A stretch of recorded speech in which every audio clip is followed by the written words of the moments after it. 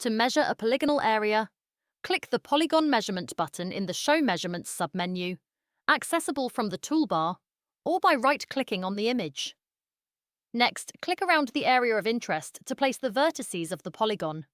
Then click on the first vertex again to close the shape. The area of the polygon will be displayed in square centimeters. Additionally, for CT images, the mean and standard deviation of the intensity values are also shown and expressed in Hounsfield units. If needed, drag the label to reposition it.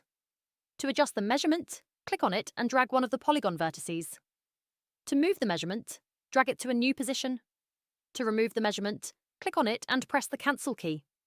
Alternatively, click the Remove Measurements button in the Show Measurements submenu to delete all unsaved measurements from the current image series.